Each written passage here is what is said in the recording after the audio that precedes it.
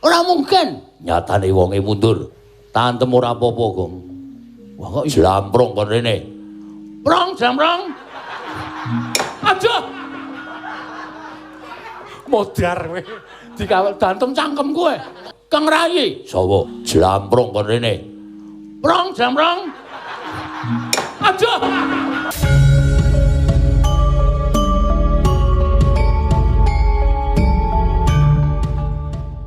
Aku ora percaya. Ya syukur wong aku ya meh ngapusi kok.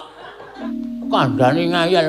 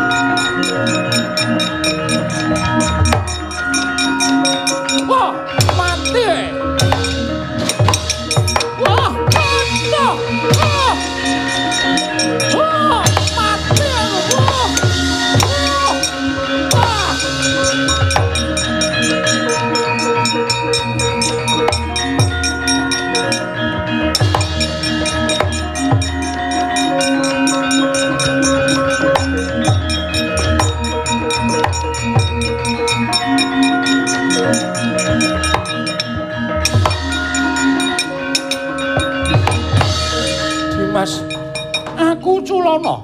Aku wis tobat, aku kapok. Wah, Antasena. Piye, Pak? Nek urung jalu ngapura jamba ujuli. Wah, licik. Diwangi karo gerangane. Yen pancen ewang-ewangan, Antasena kon mundur, Samba kon mundur. Sing tuwa karo sing tuwa. Wis. Wis Werkudara wis. Ngopo, Pakdi? Aku njaluk ngapura ya Antasena sebabe Samba kakangmu tak ewangi. Tak paringi ngambil pusaka Sekar Wijakesuma. Sekar dijukuk karo Janaka. Wah, jlamprong. Prong jlamprong. Mboten, sumpah mboten. Pisan meneh tak pancaraimu. Ya aneh-aneh kok Gong ora. Tak sasok melu nyeluk jlamprong. Ya jagat pangestu ngoro. Paman Pancatnyono. Sawetawis anggenipun paman ngadhep ngarsanipun ingkang putra Indraju Trisna. Dipun sekecaken anggenipun lenggah wonten ing Datulaya Praja Traju Trisna, paman Pancatnyono. Nun nggih. Sampun boten kirang prayogi pisuwanipun ingkang paman Pancatnyono wonten ngarsa Paduka anak Prabu Setija, Bama Narakasura. Keparing ngabdi paman ngaturaken sembah sumengkeming pangabektinipun ingkang abdi kunjuk sandhap padha Paduka Anggir Setija. Paman, kula tampi dawah sami-sami. Kula trilenggah ingkang sekeca lan mranata sagung para kawula miwah para nayaka anggenipun sami ngabiyantara ngersanipun ingkang putra pun Setija. Sampun ngantos wonten ingkang damel geger awit dinten sak mangke boten kanthi kanyana-nyana. Negaring Traju Trisna wonten sowanipun kadang kula ing Parang Garuda inggih menika pun Yayi Samba inggih Yayi Wisnubrata. Kasinggihan sabda pangandika Paduka anak Prabu malah ingkang paman ugi nderek kagiat manahipun dene dinten samangke ingkang rayi Anggir Samba sowan ngersa Paduka anak Prabu Setija wonten menapa dene wonten sowanipun ingkang rayi ing Parang Garuda menapa saking pikajenganipun piyambak menapa dipun utus ingkang Rama ing Dwarawati. Mangke kula badhe andangu dhateng sowanipun kadang kula Yayi Samba Purbawasisa wonten asta Paduka anak Prabu Indraju Trisna. Kula sumanggaken nggih ingkang bapa namung ndederek kersa Paduka saha midhangetaken ingkang tetela. Kadangipun ngagang Yayi sawise satata nggone siadi ngadhep ana ngarsanipun Kakang Prayoga nggone siadi lenggah ana ing Datraya Praja ing Traju Trisna padha harja sak praptanira Yayi Samba. Dene nuwun amit pasang kaliman tabi tinebena ing ladone dumawaing tawang tuwang Koko Prabu. Sampun boten kirang prayogi piswanipun ingkang rayi ing Parang Garuda pun Samba.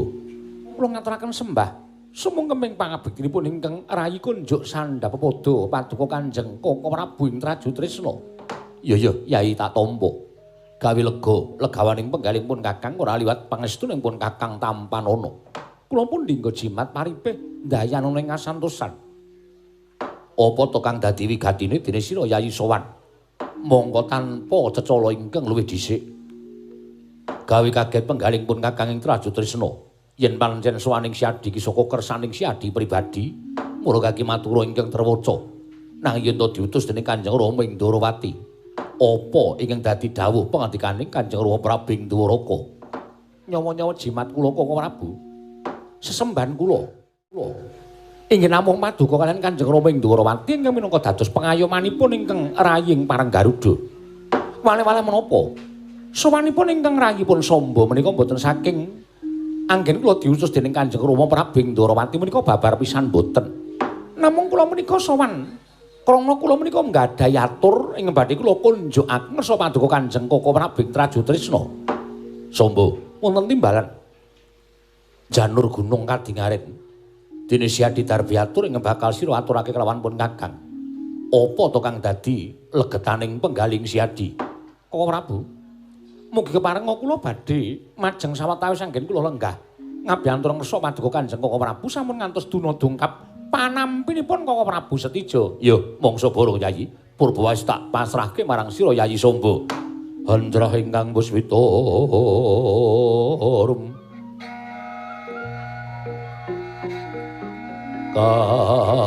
kasiliring samirana mrih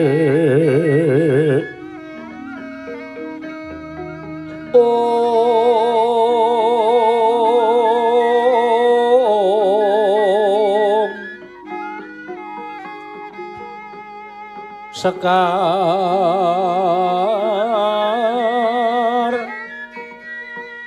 kadung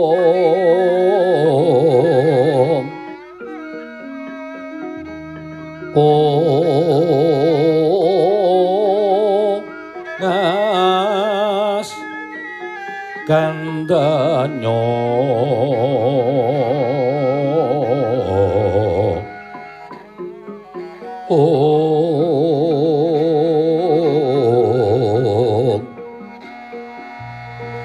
maweh raras rananing driya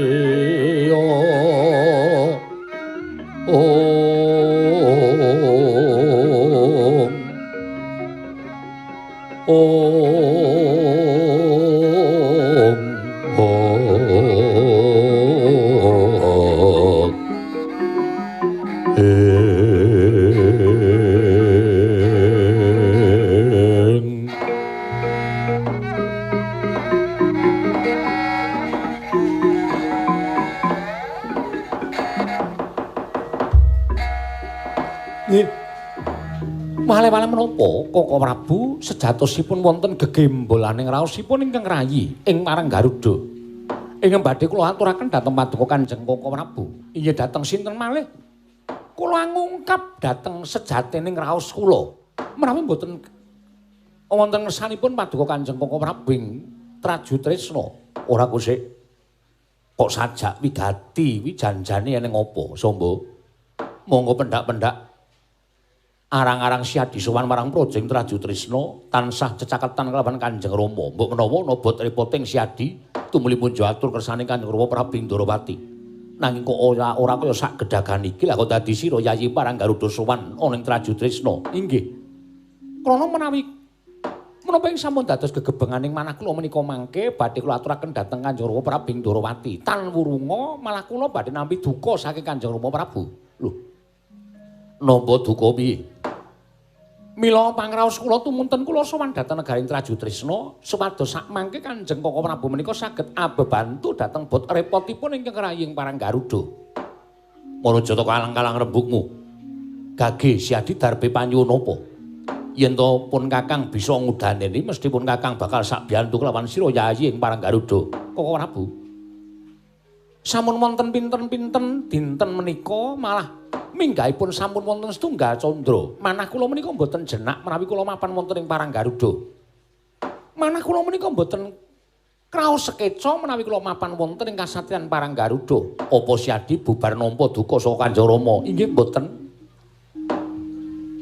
Prasaja kemawon sampun setunggal candra enggo dinten sak mangke menika manahipun ingkang rayeng Parang Garuda menika kaprawasa krana raos tresna tuwin raos asmara jagat Dewa Bathara jagat Pangestungkara Samba wonten timbalan saka pitunganing pun Kakang Yuswaning Siadi kuwi wis ndungkap dewasa mula ora jeneng aneh lan ora jeneng mokal lamun Siadi tumuli duwe rasa tresna kelawan sawijining wanita.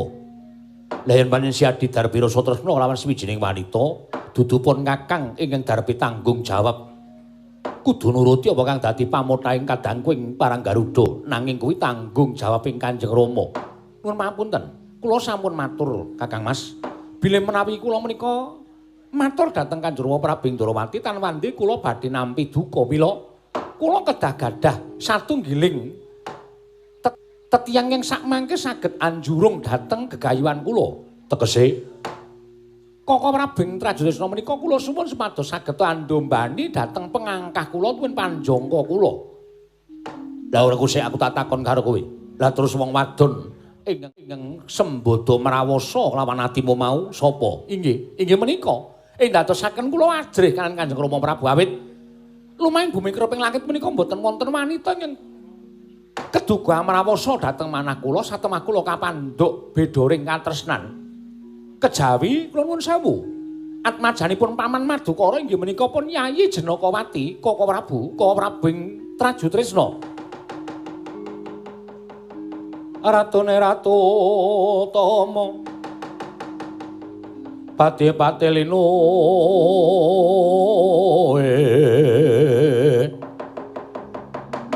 Pranayaka Tyasraharja Panegare becik-becik Parandene tan dadi taliasing kala bendu malah bangkit manggilan dotra beda kang reribeti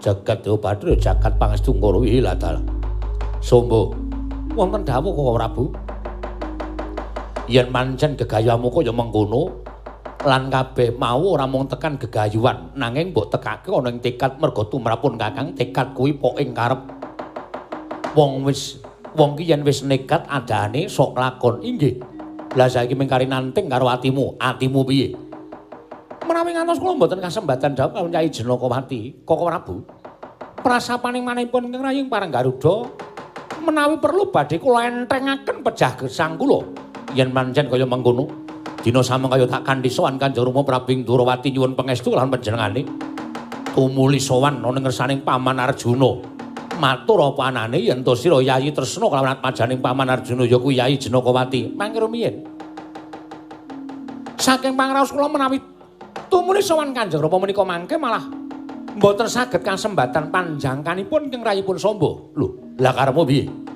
sowan wangsanipun Kakang Mas Tijo menika panjenenganipun Kakang Mas Tijo menika kula suwun kanthi sanget enggal sakmangke minangka dados wakilipun tiyang sepuh kula sowan dhateng Paman Arjuna. Menawi mangke kula sawon kasembatan Boyong Dewi Jenakawati tumuli nembe matur kan Kanjeng Rama Prabu Ndwaraka. Kanjeng Rama tartemtu bombong penggalipun. Sampun ngantos sinengga kula menika setunggiling anak ingkang tansah sumendhe dhateng pangaosipun wong tuwa. Anak ingkang ora isa nglungguhi tembung ngopor bebek mentas awake dhewe.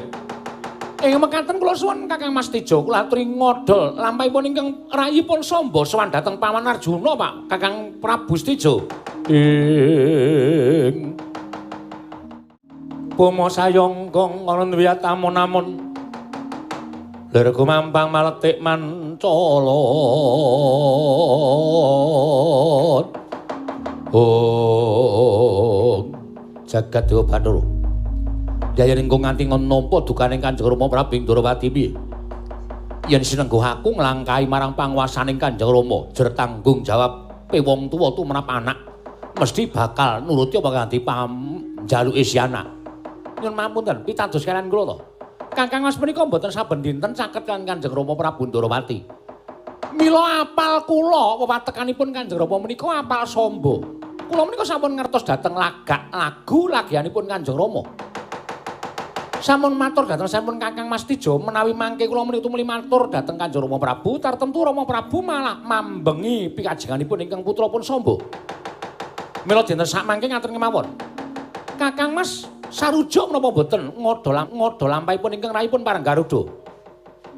Lah yen nganti gagar-wigarepan jangkamu mesti wae aku bakal kelangan adi. Samba, yen pancen kaya mengkono kang dadi karepmu, kowe metu dhisik enten ana pun Kakang ning alun-alun negara Traju Trisna. Sawise nganti busana pun Kakang bakal nemoni kelawan sira Yayi adiku Samba lan budal marang kasatriyan Madukara. Menika saestu? Iya, Samba. Waduh, matur nuwun Koko Prabu, matur nuwun. Badhe wonten pangarep-arep anggen kula saged ambyong dhateng Yayi Jenakawati kala dinten samangke kula nyuwun pamit madhal pasilan wonten ing alun-alun negaring Traju Trisna. Sing ati-ati aja kaya bocah cilik, Samba.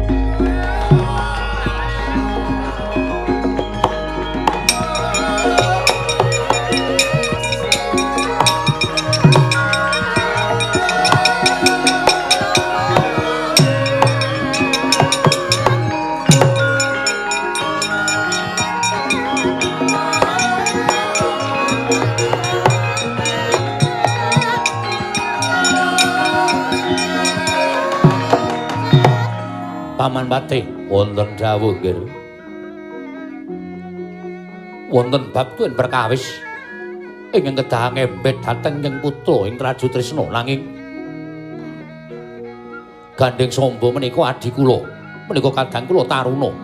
Monggo tresna kaliyan Samba menika mboten saged dipun gambaraken menawi ngantos Samba cabarakenipun badhe ngrengkuh pun Jenakawati. Sakmangke tartemtu kula badhe kecalan kadang taruna. Mila kula nyuwun dhateng Paman Pancatnyana, kula aturi nengga negari Traju Trisna. Kundur paduka benjang menapa.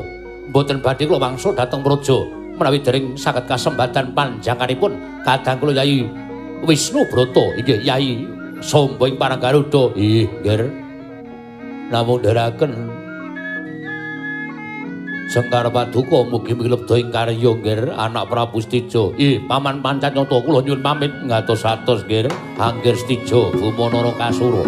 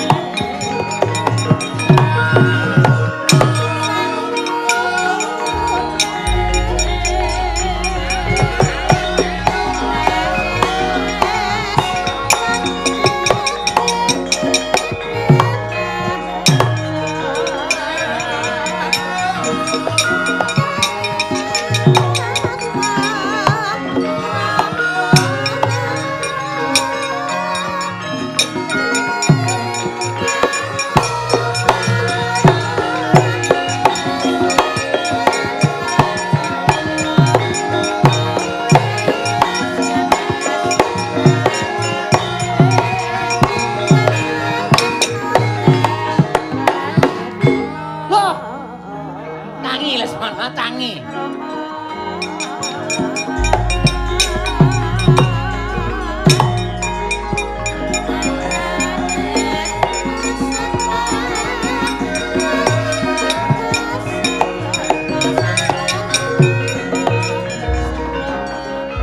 Durnaina panalingane lumajaring ratri linenggak jangkanira kapisanan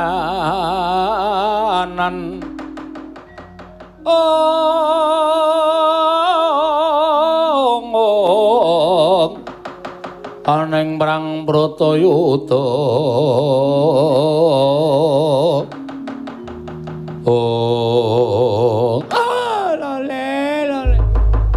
kentos walu gembol monyor-monyor juk ning jungkel wana dadi alas-alas dadi wana. Ana.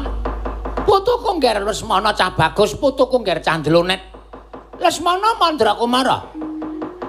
Wonten dawuh menapa yang Penemban Durna? Kowe wis nyandang cara manten, Nger? Nggih.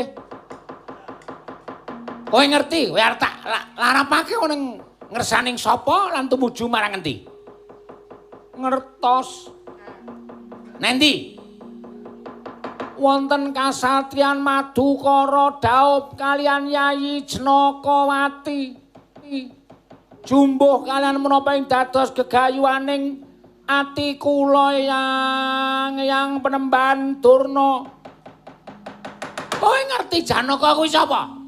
Janaka menika Arjuna. Ya Permati. Janaka kuwi muridku. Nggih, lulus tahun pinten. Ora perkara nggon lulus, ning Janaka kuwi muridé Begawan Durna. Janaka kuwi tak anggap anakku dhewe. Lho. Niki lho ngger dimidhangetaken ngendikanipun ing Sokalima. Raden Janaka menika siswanipun Begawan Durna. Janaka kuwi muridku Lesmana. Mula Janaka kuwi mesti mbangun miturut karo pekandhati perintahe Begawan Durna. Nah, iki mengko nek wis tekan kono tumuni aku bakal kandha karo si Arjuna yen to praptataku ning kasatriyan Madukara kuwi nglarapake calon pinanganten lanang ya kuwi kowe Lesmana Mandrakumara supaya dhaup karo Janakawati. Janaka mesti ora bakal wani. Janaka mesti ora bakal mbadal sumbi dawuhing Begawan Durna. Janaka mesti manut karo dawuh perintahe Begawan Durna. Oh, mesti bakal nglakon dhaup karo Janakawati. Kowe rasah Sing ki Begawan Durna wae ya. Nggih, saking bungaing ati kula. Nek ngonten wiwit dina niki yayu kula putus. Yayu kuwi sapa? Senengane bocah kok aneh-aneh ora. Kowe iki putra Nalendra aja sok nenengi wong bidak pejaraan. Kowe iki putra Nalendra. Kowe iki anak ratu. Wong tuamu kuwi Nalendra. Nyenengi kok mung wong bidak pejaraan. Wong kawula cilik, wong loro saudon telu saurupan. Ora sak derajate. Nyenengi ya sing sak derajate. Yen kowe iki putra Nalendra nyenengono putra Nalendra. Saora-orane ya putra Pendhita apa putra satriya. Nyenengi kok mung bakul mie ayam. Yayu lor prapatan kae to? Nggih. Lah kok dadi kowe ngrebut nggon aku.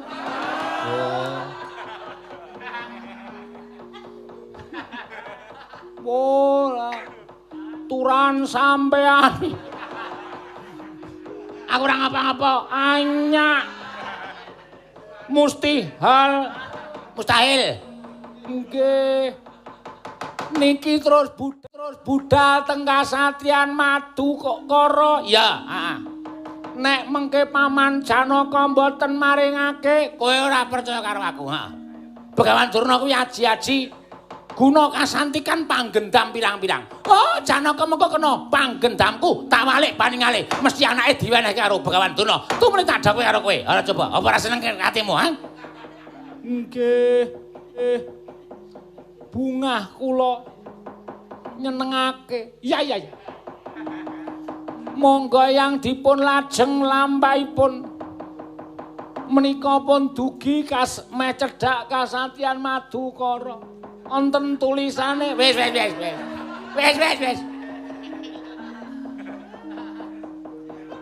nika mang waca ANDA Anda ama susu gigi Anda memasuki ke awasan kawasan elolo ke akala ili asasa asisi lokalisasi udah kae engko menggok nengen ngaten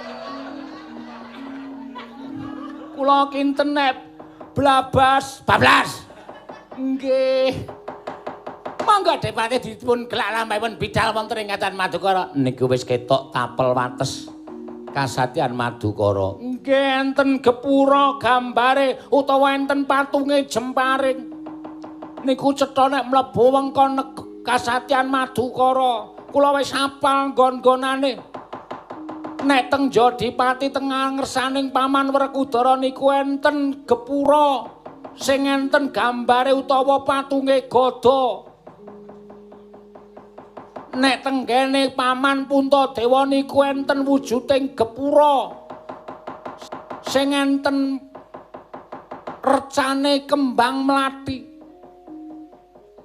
teng kene Paman Kulasdewa niku enten reca gambare Sugeng kalih Bagya.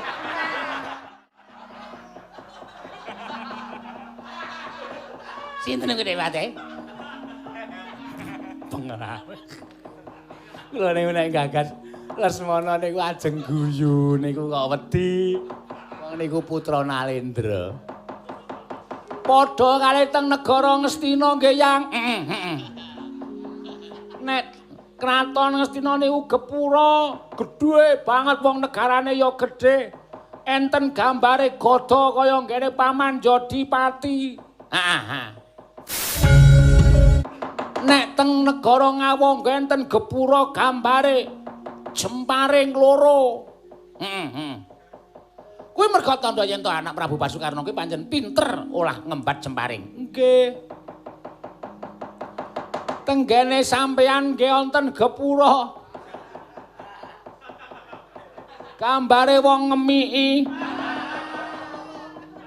kae gepura saka pemerintah penggalaan keluarga berencana urung tak gempur ke saiki mbaya dirangi ndak madan-madani Sokali niku gambare napa Nang, Sokali niku gambare napa? Gambare napa? Terpejo jalan. Dengangak nih ya. Oh.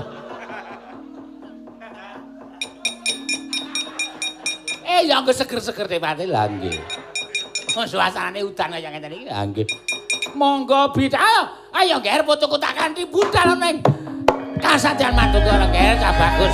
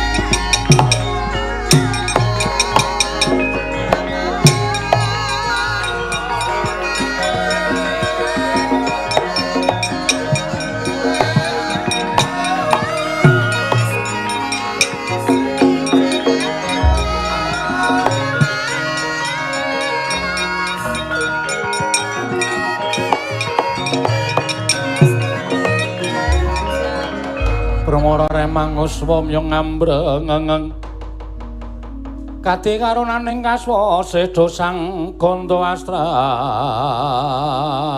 maja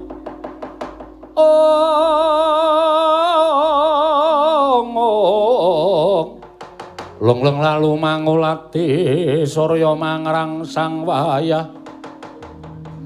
Oh. Wah. Antasena. Antasena. Apa, Pak? Dangu karo wong tuwa ora wangsulan. Mergo atiku ora penak. Atiku tuwuh tandha pitakon pirang-pirang. Bapak nganti karo aku budal saka Jodipati, wiwit saka Ngrandu Gumbala aku ditimbali karo bapak. Sowan ning Jodipati terus tumuli bapak ngajak aku metu saka kasatriyan nganti tekan sprene tak suwuni prisa Pak arep nendi, arep ngopo bapak ora wangsulan. Atiku tuwuh tandha sing kebak. Ha saya aku tak takon karo bapak tak takoni kok ora wangsulan ki sebab apa? Mergo iki yen kanthi tak kandhak iki karo kowe nang kene kowe mesti badal dawuh wong tuwa. Kusike. Nek dawuh wong tuwa apik ki aku tetep manut. Nek dawuh wong tuwa kira-kira kuwi ora apik, tur dawuh wong tuwa kuwi bakale mengko apa jeneng iki meksa karo kamardikanku, ya nuwun sewu aku ora gelem nglakoni. Lah, wangsulamu wis kaya ngono. Mula rasa dadak takon sing menawa ayo ndang budal. Arep nendi? Wah, manut karo aku. Wong mlaku ki eneng tujuane. Nek ora ana tujuane kuwi engko kesel lho, Pak. Engko nek kesel mung ngrekasake aku. Antasena. Didak-idak. Engko tak idak cengele nesu. Wah, ngida-ida wong tuwa ki ora tekan sirah. Ngida-ida kok tekan sirah. Lah jare mumet. Mumet wis idak sirahe. Wah, caedan. Ayo budal, kose aku gelem mangkat ning Bapak Prasaja. Arep nendi? Nek Madukara. Oh, none paman. Yo. Pigatine? Ngerti yo. Anak Werkudara kabeh wis padha omah-omah, kabeh wis padha mentas. Kakangmu Antarja ya wis omah-omah. Kakangmu Gatotkaca ya wis omah-omah, wis mentas. Tegese wong tuwa ora duwe kewajiban kula wentah karo kakangmu sakloron. Ning kowe sing durung. Mula aku bakal tekan kasadan Madukara mengko. Ning ngarepe jlamprong adikku ya pamanmu Madukara, kowe arep tak jodhoke. Jodhoke piye? Jodhoke piye? Cangkeme. Wah, wong tuwa getak-getak. Ha jodhoke piye aku lagi mau rabi ya, Pak. Aku ki lagi seneng dhewe, aku isih seneng dhewe aku mau nek tokon rabi nek tok jiat kon rabi aku mau. Wis wancine kudu nglakoni rabi. Kowe arep tak jodhoke karo adimu wadon Jenakawati. Wah, Cilaka wis.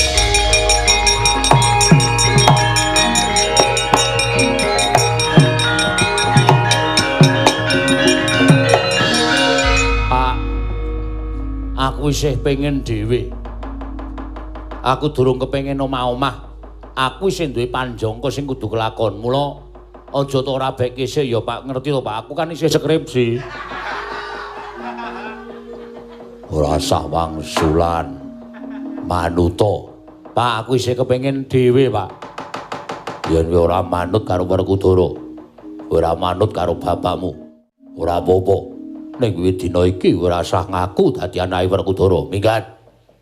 Aja ngaku kowe turun Werkudara. Ora sudi dadi wong tuamu, ora sudi dadi bapakmu. Ayo minggat. Wala iki sing berat. Ya wong dadi anake sapa? Sakaremu, arep dadi anake Mbah Kasan ya sakaremu. Kuwi dagelane waluh wis mati, Pak. Aja sok dienggo. Ben tentrem panjenengane nang kono. Wah, yo men.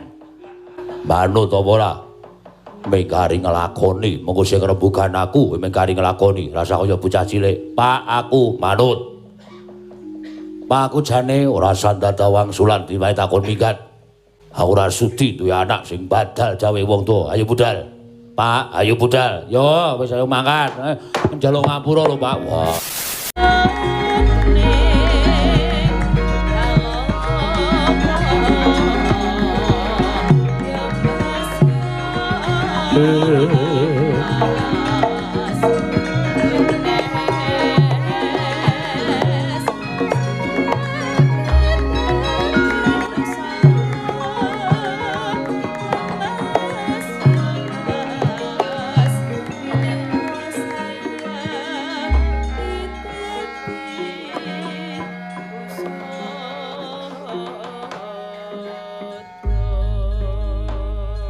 jatlanganing kalanggiwan aglar pandhan muncara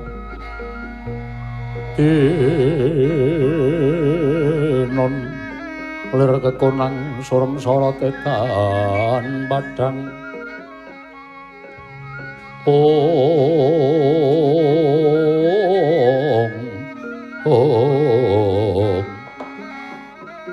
Sarawu Paduka Kakang Mas ingkang ngrayeng Madukara ngaturaken sembah bekti kula kunjuk Kakang Mas ya jlamprong tak tampa ora liwat pangestu Tampanono kula pundi nggo jimat paripe Antasena padha raja nggih anakku bocah bagus pangestune Paman Arjuna slamet tekaku aku ngaturke bektiku katur ya Paman ya tak tampa pangestu ning pamanmu Tampanono Ndara bekti kula nggih Den ya dipol tak tampa Ndara Antasena bekti kula ya kek tiba padha-padha wonten wigatos menapa wah jlamprong jumbo karo rembug ingkang wis nate dirembug antaraning kowe lan aku nggono wis padha kencan semayan kepingin bebesanan ngrabekke antaraning anakku si Antasena karo si Janakawati.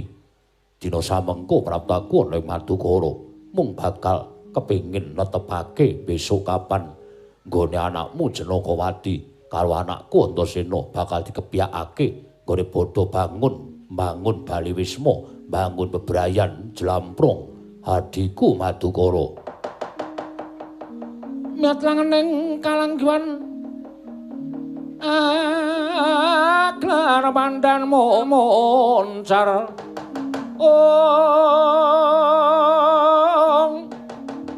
tinon ler kekonang surem sorot edan padang kasoran pacaring purnaming gegono dasare mangsa katiga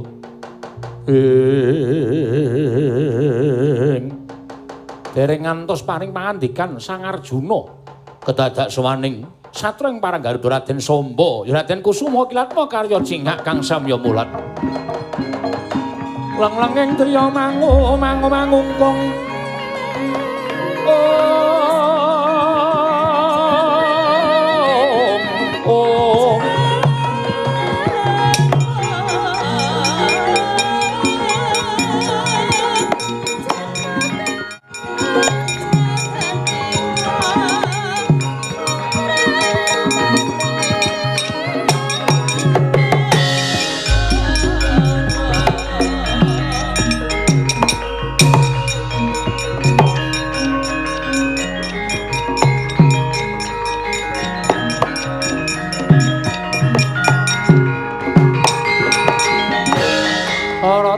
Pandam sumula amadangi jroning pasaryan ngenangi wadana katon remu-remu kalingan ngangrengeng anakku Paranggaruda Samba Wisnu Brata sowan tanpa tinimbalan ing kasatyan Madukara ana wigati apa nggih nggih Paman sewu-sewu kalepatanipun ingkang putra Tadah Wadana krana kula kumawantun ngabyanten kesanipun Paman Madukara.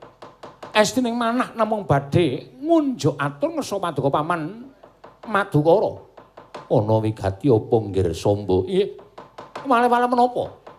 Nadyan tanpa anganti tuwinan nderekaken sowanipun rawuhipun Kanjeng Rama Prabu Ndrawati.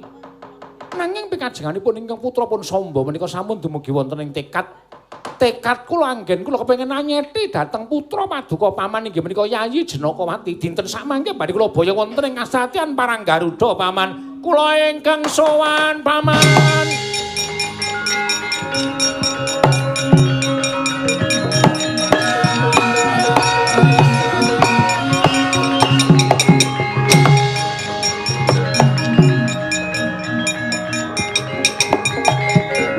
kunjang gansing langit kelap-lapaton lir kincanging risang mawe gandrung Lesmana anakku ana wigati apa sowan wale-wale menapa nuruti dhateng drenging raos ingkang tan bangkit pinambeng Paman anggen kula sampun ngraosaken rara asmara kapandhuk beda ring asmara turiding dibya swara-wara Bongane ora cetha. Krana anggen kula kepengin nyeti dhateng Sekaring Kedaton utawi Ngasatian Madukara putra Madukapun Yayi Jenakawati. Badhe kula boyong wonten ing kasatriyan Saroja Binangun inggih Janangun. Adhik kula muktakaken ngawibawa Nyakrawati mbau dendha paman. Kula nyuwun Maduka maringaken putra Madukapun Jenakawati paman.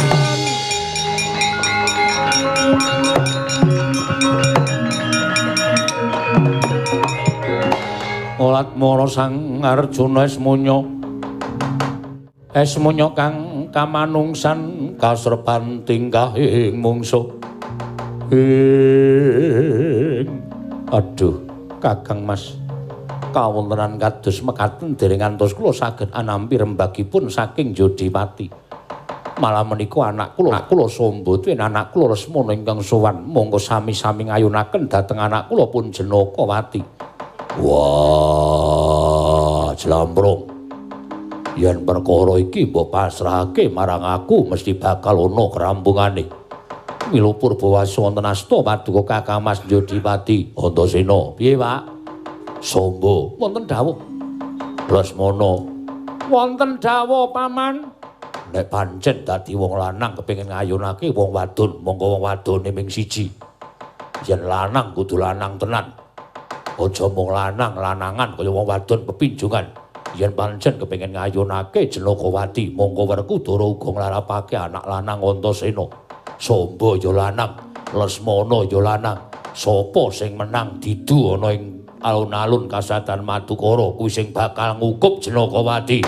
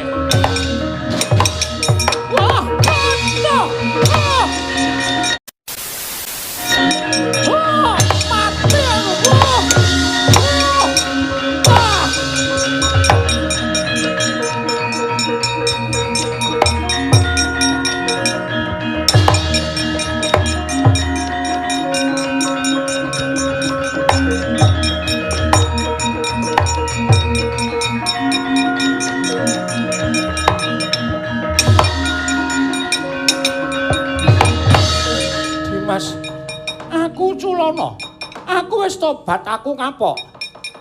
Wah, Antasena. Piye, Pak? Nek urung jalu ngapura jamba ujuli. Wah, licik.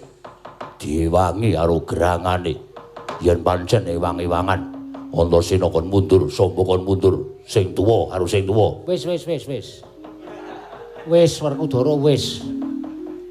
Ngopo, Pakdi? Aku njaluk ngapura ya Antasena. Sebabe Samba kakangmu tak ewangi. Tak paringi ngambil pusaka Sekar Wijakesuma. Sekar dijukuk karo Janaka. Wah, Jlambrung. Jlambrung. Mboten. Sumpah mboten. Pisan meneh tak pancal raimu. Ya aneh-aneh kok gong ora. Tak sasok melu nyeluk Jlambrung. Ndak coba. Sekali anakku papat ke tembok ya. Disikat.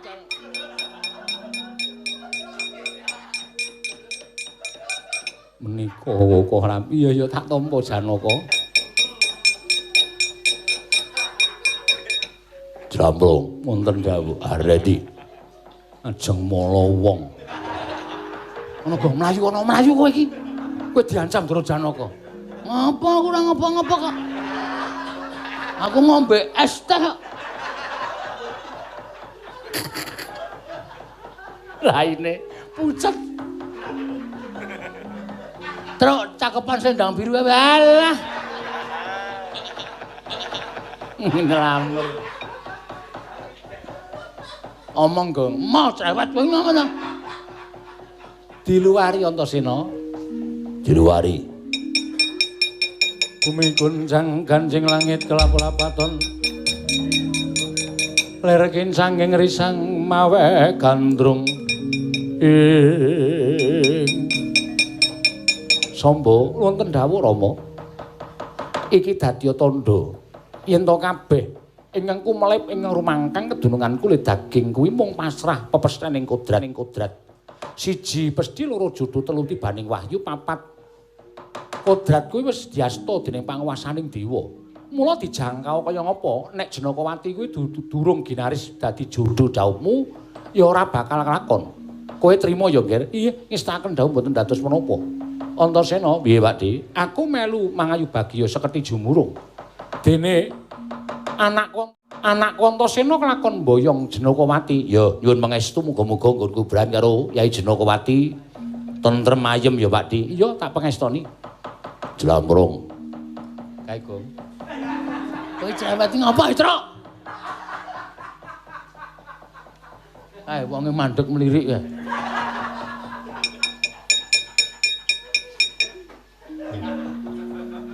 Ndelok kene. Jlambrung wonten dawuh. Wis rasa to gagas. Cangkeme Bagong to urus.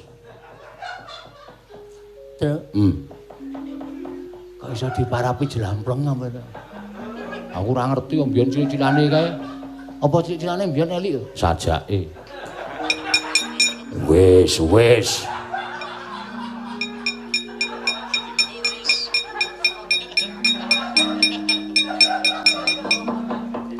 Truk. Engko nek goleki bapak aku omong aku ana rapat no ya. Ya.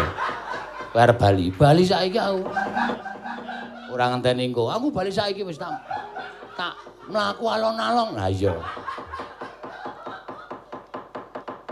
Jlambrung.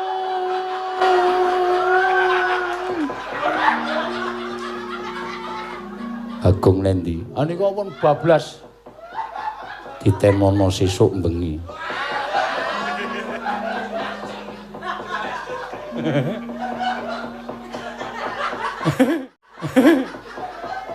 Esuk bengi nek Bagong melu iso diajar turun Janaka lho, Pak. Anu apa jenenge BBM? BBM apa BBM? Wis ora musim BBM. Nggon aku isih aktif. Kowe iki chattingan ro sapa? BBM wis ora metu kok. Nggon aku isih duripke wae. Mulane pirang-pirang sasi iki ora ana wong ping